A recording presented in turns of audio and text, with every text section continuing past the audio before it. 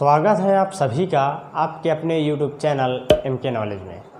आज की वीडियो में हम पढ़ने वाले हैं क्लास 10th की मैथ को और आज उसकी प्रश्नावली पढ़ेंगे, प्रश्नावली 2.2। आज हम इसके इंट्रोडक्शन को समझेंगे। इस वीडियो में हम ये समझेंगे इस प्रश्नावली से जुड़े हुए सारे इंपॉर्टेंट कॉन्सेप्ट और उसके फार्मूले को समझेंगे ताकि हमारे प्रश्नावली अच्छे से समझ में आए और उन क्वेश्चन को हम अच्छे से सॉल्व कर सकें। इसके पहले की जो भी प्रश्नावली थी और जो चैप्टर थे उन सभी को हमने पढ़ लिया है। यदि आपने उन वीडियोस को नहीं देखा है तो इसकी प्लेलिस्ट का लिंक इस चैनल के डिस्क्रिप्शन बॉक्स में मिल जाएगा, जिसमें सारी वीडियोस होंगी स्टार्टिंग से लेके अब तक की। आप जो चाहे और जो वीडियोस को चाहे आप देख सकते हैं। हमारी वीडियो को लाइक करें और शेयर कर दें दूसरों के साथ ताकि और भी लोग पढ़ सकें। और यदि चैनल पर नए हैं तो इस चैनल को सब्सक्राइब कर लें ताकि नई वीडियो आपको हमारी सबसे पहले मिल सके। आइए हम आज की क्लास को स्टार्ट करते हैं।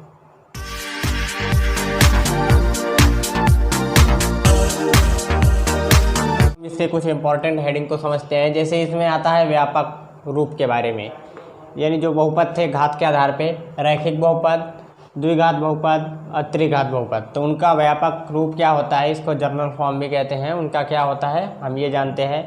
व्यापक रूप के बारे में क्लास 9th में हमने उस वीडियो में भी थोड़ा सा बताया है। आइए उन सभी चीज़ों को यहाँ पर भी अच्छे से समझते हैं। इसका व्यापक रूप होता है ax + b और इसमें होना चाहिए a does not equal to 0, यानी a का जो मान हो वो 0 के बराबर नहीं होना चाहिए। इस रूप में, यानी कहने का सीधा मतलब है कि इस रूप में हमारा बहुपद होना चाहिए और जो a का मान आए वो 0 के बराबर नहीं होना चाहिए। जैसे आप एग्जांपल में आप देख सकते हैं, जैसे मान लीजिए यहाँ पर कोई भी संख्याएं हो सकती हैं। a की जगह पर आप कोई भी संख्या ले सकते हैं, मान लीजिए 2 ले लिया, x हमारा x ही रहेगा और b की जगह भी कोई भी संख्याएं हो सकती हैं 1 ले लिया। तो ये देखिए इस रूप का हमारा बहुपद बन गया। यानी b 0 हो, अब देखिए b 0 हो सकता है लेकिन ये 0 के बराबर नहीं होगा। जैसे कि हमने अब b को 0 करना है तो a की जगह पे कुछ भी ले लिए, 3 ले लीजिए और x हमारा हाई है और b की जगह हम कुछ नहीं लेंगे, चाहो तो 0 रख लो और बराबर करेंगे तो क्या आएगा, 0 जोड़ेगा तो 3x ही आएगा। तो 3x भी हमारा क्या है, रैखिक बहुपद है और इस रूप का है। यानी b 0 कर सकते हैं लेकिन ये 0 नहीं कर सकते। इस टाइप से आप जितने चाहे उतने एग्जांपल ले सकते हैं। इसमें कोई भी संख्या हो सकती है, सिर्फ x भी हो सकता है, सिर्फ x भी हमारा रैखिक बहुपद का एक उदाहरण है।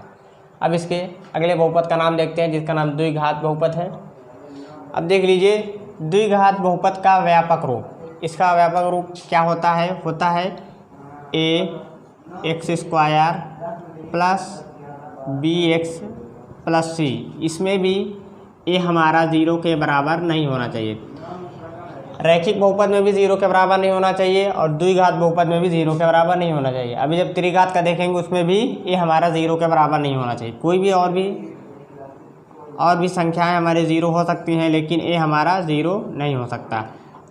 अब इसमें देखिए जो a b c होते हैं, यानी जो ये हमारे अचर पद होते हैं और जो x लिखा होता है ये हमारे चर पद होते हैं। तो अब इसके लिए कोई एग्जांपल लेके उदाहरण देखते हैं। आप यहाँ पर ले लेंगे a की जगह कोई नंबर ले लीजिए, मान लीजिए 3 ले लिया, x² पहले से हमारा हाई है, प्लस है, प्लस लगा दिया, प्लस या माइनस कुछ भी हो सकता है। b की जगह कोई भी नंबर ले लीजिए, 2 ले लिया, x हमारा हाई है और c की जगह कुछ भी ले लीजिए, मान लीजिए 4 लिख लिया। तो ये देखिए हमारा इस रूप का एक उदाहरण इस व्यापक रूप से बनकर तैयार हो चुका है और ये हमारा द्विघात का बहुपद है। ये देखिए अब c को चाहो तो 0 कर सकते हैं, b को चाहो भी आप 0 कर सकते हो, लेकिन a को 0 नहीं कर सकते हैं। देखिए a को क्यों 0 करने के बारे में नहीं कहा जा रहा, इस बारे में क्यों इतना फोर्स यानी बल दिया जा रहा है। देखिए यदि a को 0 कर दें, यदि इच्छा हो गई कि चलिए a को 0 करते हैं तो कर दीजिए। चलिए मान ला a को हमने 0 किया, x² है, x² कर दिया और प्लस b को 0 ना करते हुए 2x लिख दिया और c को भी कुछ नाम दे दी, नंबर में आ गया ये। अब 0 के साथ यदि x का गुणा होगा तो क्या आएगा, 0 आएगा। 0 आया, इधर 2x है प्लस 3, अब जुड़ा भी तो क्या आया, 2x आया और प्लस 3। अब देखिए ये बहुपद किस रूप का बन गया, ये बहुपद बन गया रैखिक बहुपद बन गया। इसकी घात 1 है। हम पढ़ रहे हैं द्विघात बहुपद के बारे में जान रहे हैं, लेकिन देखिए ये तो हमने जब a का मान 0 रख दिया तो किसके बराबर हो, ये तो रैखिक बहुपद में हम पहुंच गए, तो ये तो गलत हो गया पूरा। तो इसीलिए बार बार इसीलिए इस बात को फोर्स के साथ कहा जा रहा है, इस बात पे बल दिया जा रहा है कि आप ए को 0 किसी भी हाल में नहीं कर सकते हैं और बी और सी को आप 0 कर सकते हैं। इसके और भी उदाहरण ले सकते हैं, जैसे 2x² हो गया, अब बी में कुछ ले लीजिए, 4x हो गया और सी को 0 कर दीजिए तो 0 गया। ये देखिए ये भी हमारा द्विघात बहुपद का उदाहरण है, सी को हमने 0 लिख दिया, सी पे कुछ नहीं लिखेंगे। और ले लीजिए जैसे 4x² ले लिया हमने, बी और सी दोनों को 0 कर दिया, सिर्फ 4x² भी द्विघात बहुपद का उदाहरण है, हमने दोनों को 0 0 मान लिया, ये 0 बी भी 0 ये सी भी 0, तो सिर्फ क्या आया 4x² भी दो घात बहुपद का उदाहरण है। और 4 नहीं लगाना चाहते हैं, नंबर कोई भी नहीं लगाना चाहते हैं, तो सिर्फ आप x² भी लिख देंगे तो द्विघात बहुपद का उदाहरण हो जाएगा। आइए हम इसका त्रिघात देखते हैं। अब आइए हम समझते हैं त्रिघात बहुपद का व्यापक रूप क्या होता है, इसका देख लीजिए। ax³ त्रिघात है तो 3 घात होनी चाहिए इसमें सबसे बड़ी, और bx² हो जाएगा, cx हो जाएगा प्लस d, इसमें भी हमारा a ≠ 0, इसमें भी देखिए ये इसका व्यापक रूप हो गया। आपको व्यापक रूप इसलिए बताया जा रहा है कि ये आपका जब गुणांक निकालना होगा, गुणांक निकालना होगा तो आप इसी से तुलना करेंगे। अब इसमें कह दिया निकालना होगा कि x का गुणांक बताइए, जब x का गुणांक निकालना होगा तो आप देखेंगे x का गुणांक 2 है, तो अब या आप पूछ लिया जाएगा b का मान बताइए। आप जब इससे b की तुलना करेंगे तो देखिए b यहाँ पे 2 है, कहा जाएगा a का मान बताइए, तो देखिए x² x के बगल में a है, यहाँ देखिए x के बगल में 3 है, तो a बराबर क्या हो जाएगा, a बराबर 3। कहा जाएगा c का मान बताइए, c को इससे देखेंगे तो c लास्ट में, इसके लास्ट में 4 है, तो c बराबर क्या लिखेंगे 4। तो इसीलिए व्यापक रूप बताया जा रहा है कि आपको इस प्रकार तुलना करके जब मान निकालना होगा तो वो निकाल सकेंगे। इसका व्यापक रूप ये होता है। इसके उदाहरण में आप ले सकते हैं 5x³ कोई नंबर ले लीजिए, 2x² 3x ले लीजिए और प्लस d की जगह 4 कर दीजिए। ये देखिए हमारा 3 घात का बहुपद बन चुका है। कुछ a 0 नहीं हो करके कोई भी संख्याएं आप 0 कर सकते हैं, जो भी आपकी इच्छा हो। आप अपने हिसाब से बहुत सारे एग्जाम्पल बना सकते हैं। आपका समय न वेस्ट करते हुए आगे हम समझेंगे। तो आई होप आपको ये चीज़ें अच्छे से क्लियर हुई होंगी, समझ में आई होंगी। आप वीडियो को आगे शेयर करते रहें, दूसरे बच्चे भी पढ़ते रहें। तो आइए हम अपने अगले टॉपिक को देखते हैं, आप ये नोट डाउन कर सकते हैं। अब आइए हम एक बात को यहाँ पर थोड़ा और समझ लेते हैं कि रैखिक बहुपद, द्विघात बहुपद और त्रिघात बहुपद में शून्यकों की संख्या कितनी होती है। तो इससे थोड़ा आगे बढ़ेंगे, जब बढ़ेंगे तो इसी से जुड़े हुए कुछ फार्मूले भी मिलेंगे और उनसे फार्मूले से जुड़े हुए क्वेश्चन भी हमें प्रश्नावली में मिलेंगे। तो देखिए रैखिक बहुपद में शून्यकों की संख्या 1 होती है। इसमें कितने शून्यक होते हैं, 1 शून्यक। द्विघात बहुपद में शून्यकों की संख्या 2 होती है और त्रिघात बहुपद में शून्यकों की संख्या 3 होती है। इसमें 2 शून्यक, इसमें 3 शून्यक। रैखिक है तो 1, 2 घात है तो 2, 2 बहुपद और 2 शून्यक, और त्रिघात है तो 3 शून्यक। अब इसको जो प्रदर्शित करते हैं इसे k से कहते हैं प्रदर्शित, और 2 होंगे तो एक का नाम रहेगा अल्फ़ा, एक का नाम रहेगा बीटा, और 3 रहेंगे तो एक का नाम अल्फ़ा, एक का नाम बीटा और एक का नाम गामा। तो यही है 1 शून्यक तो उसे k से प्रदर्शित करेंगे, 2 शून्यक तो अल्फ़ा बीटा, 3 शून्यक तो अल्फ़ा बीटा गामा। अब इसके बाद हम जिस हेडिंग को पढ़ने जा रहे हैं वो है कि शून्यकों और गुणांकों में संबंध। तो इसी से जुड़े हुए आपकी प्रश्नावली में जो फार्मूले हम इसके बाद पढ़ेंगे वो उस फार्मूले का उपयोग आपकी प्रश्नावली में है। उसी फार्मूले का उपयोग करके आप प्रश्नावली के क्वेश्चन को सॉल्व करेंगे। तो आइए हम उन्हें देखते हैं। अब हम इसके इस फार्मूले को समझते हैं। एक तरीके से फार्मूला ही है क्योंकि इसका उपयोग करके हम क्वेश्चन को लगाएंगे। तो इस कॉन्सेप्ट को आप अच्छे से समझिए, ध्यान से देखिए। बहुपदों के शून्यकों तथा गुणांकों में संबंध। आपकी प्रश्नावली में क्वेश्चन इस टाइप से रहेगा कि बहुपद के गुणांकों तथा शून्यकों में संबंध की सत्यता की जांच कीजिए। इस टाइप से क्वेश्चन रहेगा। तो देखिए बहुपद, अभी हमने बताया है कि घात के आधार पर 3 प्रकार के बहुपद थे। तीनों बहुपद के बारे में हमने समझा है, उनका व्यापक रूप देखा है। तो उन्हीं बहुपद का नाम यहाँ पे लिखा हुआ है, रैखिक बहुपद, द्विघात बहुपद और त्रिघात बहुपद, उन्हीं का नाम लिखा है। तो अभी हमने व्यापक रूप जाना है, इसका व्यापक रूप होता है ए एक्स प्लस बी, यही होता है, जी हाँ यही होता है, ये होता है। इसका व्यापक रूप होता है a x square plus b x plus c, जी हाँ इसका यही होता है। अब देखिए ए, इसका व्यापक रूप लिख रहे हैं a x cube plus b x square plus c x plus d, इसका यही व्यापक रूप होता है। अब देखिए इनसे फार्मूला कैसे बनेंगे, तो हमें कहा गया शून्य को तथा गुणांक को। अभी हमने इनका शून्यक जाना है कि रैखिक बहुपद है तो एक शून्यक, जब एक शून्यक तो फार्मूला एक होगा। हमने बताया था उस शून्यक को के से प्रदर्शित करते हैं, जी हाँ अभी हमने जाना भी है के से प्रदर्शित करते हैं। ये हो गया शून्यक। अब बराबर में इधर लिखा जाएगा गुणांक, तो इसका जो ये ए और बी है ये गुणांक है, तो फार्मूला इसका बनता है माइनस बी अपान ए, ये हमारा बी है और ये हमारा ए है। अब इसे आप लिखना चाहें शब्दों में तो इस प्रकार से लिखेंगे कि माइनस बी हमारा यहाँ पर अचर पद है, यहाँ पर अचर पद है, और ए हमारा x का गुणांक है, देखिए बगल में है x का गुणांक।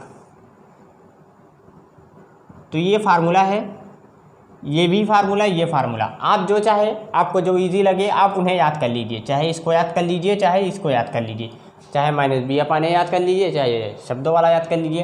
तो इसमें एक शून्यक थे रैखिक में, तो एक फार्मूला मिला। अब यहाँ पर देखिए हमने जाना है कि दो शून्यक होते हैं अल्फ़ा और बीटा, तो इसमें दो फार्मूले मिलेंगे। पहला फार्मूला आएगा अल्फ़ा प्लस बीटा, प्लस के साथ आएगा, इसका फार्मूला होता है माइनस बी अपान ए, ये माइनस बी है और ये ए। इसे शब्दों में लिखेंगे तो क्या लिखेंगे, माइनस एक्स का गुणांक बटे में लिखेंगे ए क्या है, एक्स स्क्वायर का गुणांक, एक्स स्क्वायर का गुणांक, तो ये हो गया। अब दूसरा फार्मूला आता है अल्फ़ा इंटू बीटा, बीच में क्या है इंटू यानी गुणा, तो इसका फार्मूला आता है सी अपान ए, ब्रैकेट में लिखेंगे सी हमारा यहाँ पर अचर पद है, क्या लिखेंगे अचर पद। देखिए यहाँ पर अचर पद हमारा बी था जो लास्ट में है, और यहाँ पर लास्ट में हमारा सी है, और यहाँ पर बी क्या नहीं, बी एक्स के साथ जुड़ा हुआ है, तो एक्स नीचे क्या आ जाएगा ए यानी एक्स स्क्वायर का गुणांक, एक्स स्क्वायर का गुणांक। तो ये देखिए इसके दो शून्यक थे तो दो फार्मूले हमें प्राप्त हुए हैं। इस प्रकार से आप जो भी आपको सही लगे, ये दोनों एक ही हैं, दोनों को याद करने की आवश्यकता नहीं है, आपको जो इजी लगे उसको याद कर लीजिए, समझ लीजिए दोनों को अच्छे तरीके से, ये ज़रूरी है। अब देखिए इसमें त्रिघात बहुपद में तीन शून्यक होते हैं, तो इसका फार्मूला 3 आएगा।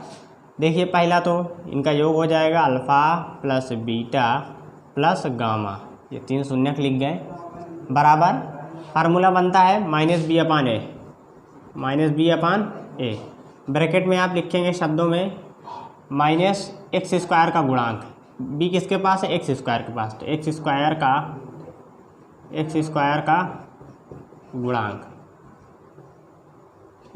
का गुणांक अपान में लिखेंगे ए हमारा एक्स क्यूब का गुणांक है, एक्स क्यूब का गुणांक।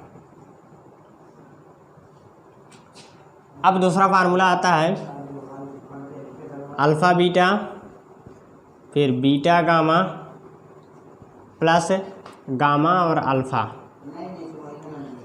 बीटा गामा और गामा अल्फ़ा। इसका फार्मूला आता है सी अपान ए। क्या है सी यहाँ पर एक्स का गुणांक है, एक्स का गुणांक अपान ए क्या है, वही एक्स क्यूब का गुणांक, ये हमारा एक्स क्यूब का गुणांक है। तो ये हमारा दूसरा फार्मूला हो गया। अब इसमें तीसरा जो आएगा वो आएगा इनके ये जोड़ा में योगफल था, दो में जोड़ा करके इंटू में, अब ये आ जाएगा तीनों का गुणा, अल्फ़ा इंटू बीटा और इंटू गामा, यानी तीनों का गुणा करके ये फार्मूला बनेगा माइनस डी अपान ए। ये माइनस डी हमारा अचर पद तो माइनस अचर पद यानी जो लास्ट में है, और ये हमारा x, ये देखिए x क्यूब का गुणांक है, ही है, तो x क्यूब का गुणांक। देखिए ये इसके सबसे इम्पोर्टेंट फार्मूला हो गया है, सबसे इम्पोर्टेंट कॉन्सेप्ट है, इसी से रिलेटेड आपको क्वेश्चन सॉल्व करने होंगे। क्वेश्चन कैसे सॉल्व करने होंगे वो तो हम बताएंगे ही और बहुत अच्छे तरीके से समझाएंगे। आप इन्हें स्क्रीनशॉट करके, हम हट जाते हैं, आप इन्हें स्क्रीनशॉट करके या तो वीडियो को पॉज करके इन्हें नोट डाउन कर लीजिए।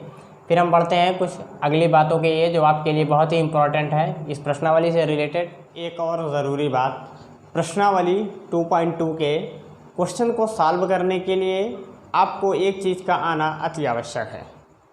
जी हाँ, आपको हम बात कर रहे हैं कि आपको गुणनखंड करना आना चाहिए। हम एग्जाम्पल लिख रहे हैं, गुणनखंड, दो घात का जो गुणनखंड करना होता है वो आपको करना आना चाहिए। जैसे आप ये हम एक गुणनखंड लिख रहे हैं, आप समझ जाएंगे, x² + 5x + 6। ये देखिए ये एक दो घात का एक गुणनखंड है। आप इस टाइप के गुणनखंड को पिछली कक्षाओं में क्लास 8 में और ये क्लास 9th में भी है, आपने पढ़ा होगा। तो इन गुणनखंड का उपयोग करके ही आप इस प्रश्नावली के क्वेश्चन को सॉल्व करेंगे। तो आप अभी हम इसे थोड़ा सा बता भी देंगे आपको किस प्रकार से किया जाता है। इसके और भी कंडीशन हो सकते हैं, जैसे और हम लिखना चाहें तो एक और बन सकता है x² - 5x + 6, ये एक बन सकता है। यहाँ चिन्ह बदल के और हो सकते हैं, जैसे कि x² - 6x - 16, और फिर हो सकता है x² + 6x - 16। ये देखिए इन सभी में आपको चिन्ह जो मिलेंगे अलग अलग टाइप के चिन्ह मिलेंगे, plus plus, minus minus, plus minus और माइनस प्लस। तो इस तरीके के और भी कंडीशन के क्वेश्चन होते हैं। जैसे कि एक और कंडीशन का भी क्वेश्चन आ सकता है, क्या आ सकता है वो देख लीजिए, 2x² + 5x + 2। ये देखिए एक कंडीशन का और क्वेश्चन, अभी हमने 4 कंडीशन के देखे, एक ये आ गया। तो ये देखिए यहाँ पर देखिए इस नंबर के पहले x, यानी x के पहले कोई भी नंबर देखिए यहाँ पर नहीं लगा हुआ है। देखिए यहाँ पर इसके देख लीजिए, यहाँ पर और यहाँ पर देखिए x के पहले कोई नंबर आ गया है। तो इन टाइप से, और चिन्ह भी इसके हिसाब से अलग अलग हो सकते हैं। तो इसमें भी 4 टाइप के कंडीशंस के क्वेश्चन इसमें भी बन जाएंगे। तो हम इन सभी को, हम एक क्वेश्चन को अभी आपको सॉल्व करके बता देंगे किस टाइप से सॉल्व किया जाता है। यदि इन सभी को हम सॉल्व करके यहाँ पर अच्छे से एक्सप्लेन करेंगे, और यदि आप ये जानना चाहते हैं तो कमेंट करके बताइएगा। इसकी एक हम सेपरेट वीडियो बना देंगे जिसमें अच्छे से गुणनखंड को एक्सप्लेन किया जाएगा, जो आपको समझ में भी आएगा। तो अगली एक वीडियो अलग से इसके लिए बनाना पड़ेगा, और इसमें बनाएंगे तो ये वीडियो काफ़ी लंबी हो सकती है, आधा घंटा से ज़्यादा भी हो सकती है। जैसे आप वीडियो फिर आधा बड़ी वीडियो को शायद आप ना देखें। तो एक क्वेश्चन को हम लेते हैं जो आपको समझाते हैं। देखिए मान लीजिए इसी का हम गुणनखंड करते हैं। इसका गुणनखंड करने के लिए मध्य पद यानी बीच वाले पद को तोड़ करके गुणनखंड किया जाता है। इस साइड के चिन्हों को ध्यान से समझ रखते हैं। देखिए यहाँ पर प्लस लगा हुआ है, तो इसको यहाँ पे 6 है, इसके साइड में 1 छिपा होता है। जब 1 से गुणा भी कराएंगे तो 6 है, तो इसका जो लास्ट में है 6 है, और यहाँ का मतलब है 2 है, तो इससे 2 में गुणा करा देते हैं, यहाँ हो जाता है 4। अब देखिए यहाँ 6 है, तो हम यहाँ पे प्लस लगा हुआ है, इसका अर्थ है कि ऐसा गुणा करें कि गुणा करने पर हमें 6 प्राप्त हो, यानी 6 आए, और जोड़े तो ये 5 वाला बीच में 5 प्राप्त हो। इसी को कहते हैं मध्य पद को तोड़ करके गुणा करना, गुणनखंड करना। तो देखिए आएगा 3 × 2, 3 दूनी 6, और 3 और +2 कर दिया जाए तो आ जाएगा 5।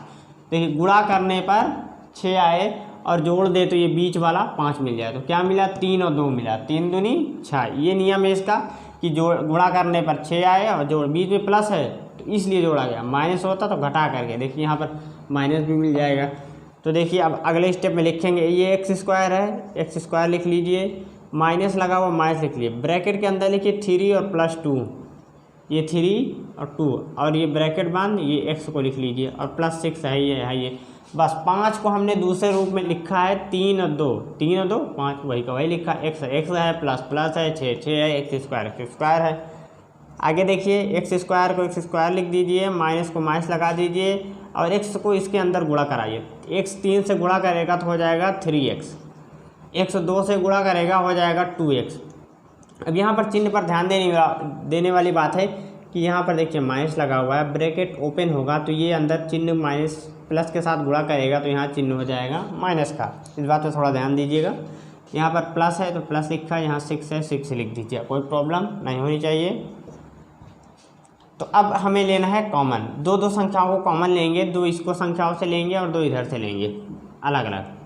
इनमें देखेंगे सिर्फ x मिल रहा है कॉमन यानी उभयनिष्ठ, x मिला, x हमने बाहर लिखा, ब्रैकेट लगाया, इसमें से एक x चला गया तो एक x बचा, एक x लिख दिया, माइनस है माइनस लिख दिया, इधर 3 लिख दिया क्योंकि ये x जा चुका है, बाहर आ चुका है तो ये ब्रैकेट अब हमने लगा दिया। अब यहाँ से क्या कॉमन हो सकता है, -2 तो माइनस लिखेंगे और 2 लेंगे। अब 6 में से जब 2 चला जाएगा गुणनखंड के रूप में, देखिए ये 6 है, ये 2 चला गया तो बचेगा 3 हमारा बचेगा, तो 2 यहाँ पर आ गया और ये ब्रैकेट लगाएंगे, x बचा है x लिख दिया। अब एक चीज़ यहाँ पे देखेंगे माइनस इसके साथ भी आया है, प्लस वाला भी चिन्ह माइनस में से गया है तो यहाँ बचेगा माइनस अंदर, ये माइनस लिख दिया, और 6 में से गुणनखंड के रूप में 2 गया है तो बचेगा 3, ये 3 लिख दिया। अब पूरे में हमें कॉमन लेना होगा। पूरे में आप देखेंगे कॉमन क्या हो सकता है, पूरे का कॉमन मिलेगा x -3, देखिए मिल रहा है ना, तो क्या लेंगे x -3। अब बचा क्या है, x और -2 बचा, तो एक ब्रैकेट में लिख देंगे x -2। ये देखिए हमारा गुणनखंड निकल कर आ गया। जी हाँ, गुणनखंड आ चुका है। देखिए 2 घात का गुणनखंड था तो 2 गुणनखंड आए, अभी 3 घात का होता तो 3 आते। और हमने ये बताया है कि जब 2 घात का बहुपद होता है उसके शून्यक भी 2 होते हैं। अब इसका शून्यक निकालने के लिए कह दिया जाए तो कैसे निकालेंगे, x -3 को मानेंगे 0, x -3 को मानेंगे 0 के बराबर, और कॉमा x -2 को मानेंगे 0 के बराबर। फिर इसको पक्षांतर करेंगे, x बराबर 3 आया, कॉमा x बराबर 2 आया, एक शून्यक मिला 3, एक शून्यक मिला 2, तो लिख सकते हैं अल्फ़ा बराबर एक शून्यक है 3 और बीटा बराबर एक शून्यक है 2। इसमें 2 शून्यक होते थे, कितने शून्यक होते थे, 2, एक का नाम था अल्फ़ा और एक का नाम था बीटा, तो ये हमने अल्फ़ा और बीटा ले लिया। इसी प्रकार से बस आपको क्वेश्चन करना है।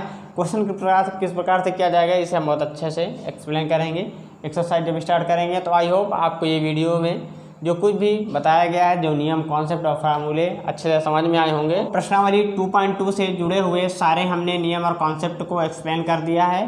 तो अब इसके जो क्वेश्चन होंगे अगली वीडियो में लगाएंगे, क्योंकि वीडियो भी काफ़ी लंबी हो रही है।